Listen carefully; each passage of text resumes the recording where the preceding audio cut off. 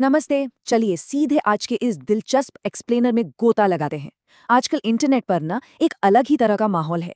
हम एक तरह की डिजिटल खुदाई करने वाले हैं ताकि भारत के युवाओं के बीच पनप रहे एक बिल्कुल नए डिजिटल विद्रोह को गहराई से समझा जा सके। आपने भी शायद नोटिस किया होगा, कॉकरोच जनता पार्टी। जी हाँ, सही सुना आपने। इसका नाम इंटरनेट पर हर जगह गूंज रहा है। तो चलिए इस पूरी मिस्ट्री को अनपैक करते हैं और देखते हैं कि आखिर ये चल क्या रहा है।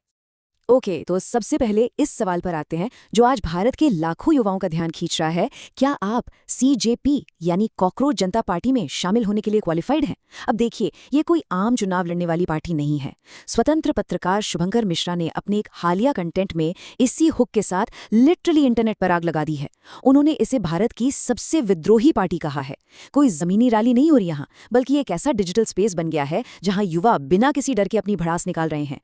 अब जरा इस नंबर पर गौर कीजिए, 3,62,226। ये महज कोई रैंडम आंकड़ा नहीं है। ये इस बात का पक्का सबूत है कि ये मुद्दा कितनी तेजी से फैला है। सोचिए, शुभंकर मिश्रा के सिर्फ एक कंटेंट पीस ने अपलोड होने के महज 6 घंटों के अंदर इतने व्यूज और 22,000 से ज्यादा लाइक्स बटोर लिए। 6 घंटे में इतनी भयानक स्पीड से वायरल होना, ये साफ बताता है कि इस टॉपिक ने युवाओं की एक बहुत ही दुखती रग पर हाथ रख दिया है। लोग सिर्फ देख नहीं रहे हैं, वो इससे कनेक्ट कर रहे हैं। अब यहाँ जो सबसे दिलचस्प बात निकल कर आती है वो है ये hashtags, youth rebellion, digital protest और मीम पॉलिटिक्स।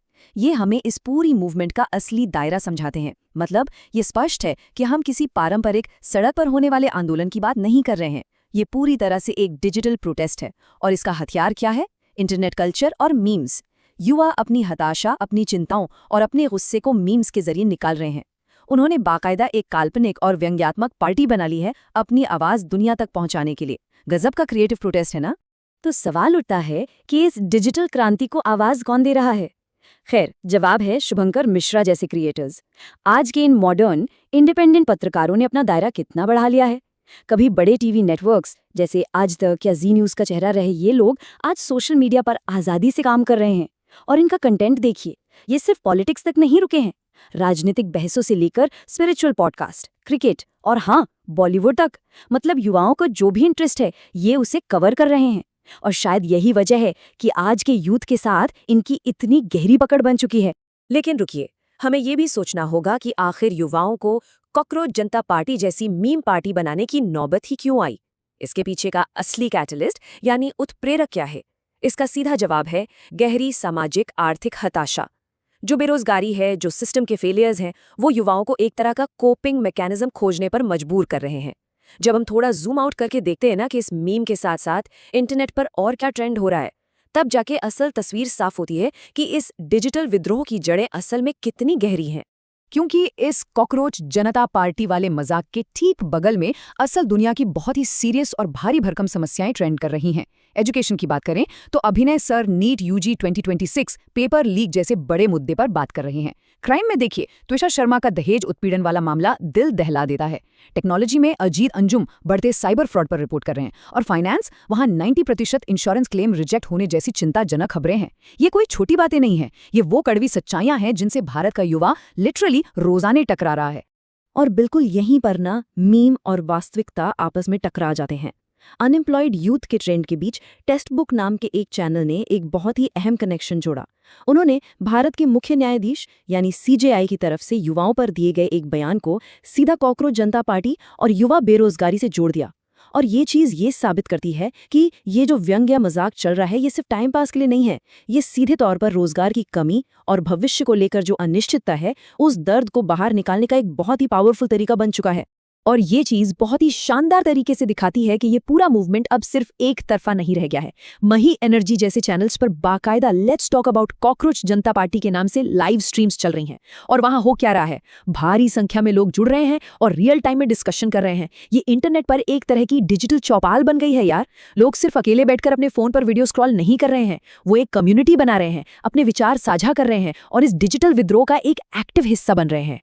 अब इस कंट्रास्ट को समझना सच में बहुत दिलचस्प है। एक तरफ हमारे पास है मीम पॉलिटिक्स, जिसका चेहरा ये कॉकरोच जनता पार्टी बनी हुई है, पूरी तरह से विद्रोही, व्यंग्यात्मक और युवा एनर्जी से भरी हुई।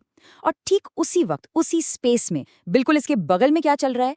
पारंपरिक राजनीतिक नैरेटिव्स, जैसे अमित शाह के पॉलिटिकल करियर पर बनी 36 मिनट की एक लंबी डॉक्यूमेंट्री जहां उनके स्टॉक ब्रोकर से राजनीति के चाणक्य बनने का सफर दिखाया गया है। मतलब एक ही डिजिटल स्पेस में स्थापित सत्ता की वो गंभीरता भी है और दूसरी तरफ उसी सिस्टम की चुटकी लेता हुआ युवाओं का ये डिजिटल विद्रोह भी। क्या गजब का बैलेंस है।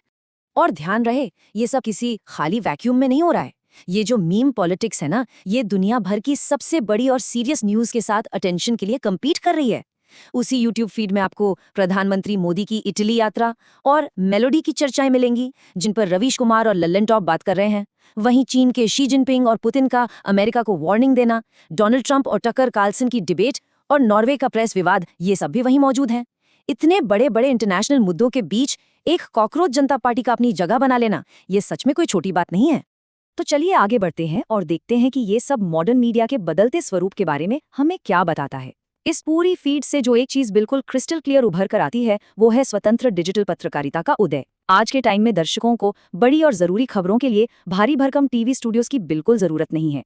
वो रवीश कुमार, अजीत अंजुम और शुभंकर मिश्रा जैसे इंडिपेंडेंट पत्रकारों को उनके यूट्यूब चैनल्स पर लाखों की संख्या में देख रहे हैं।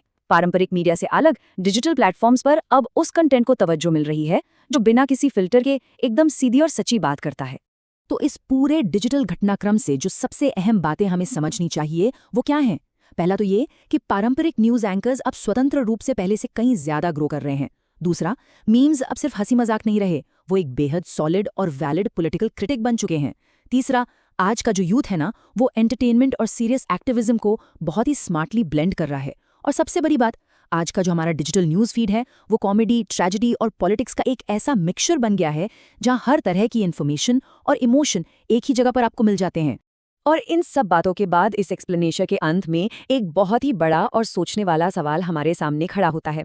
क्या ये मीम पॉलिटिक्स अब यूथ के विद्रोह का एक नया और परमानेंट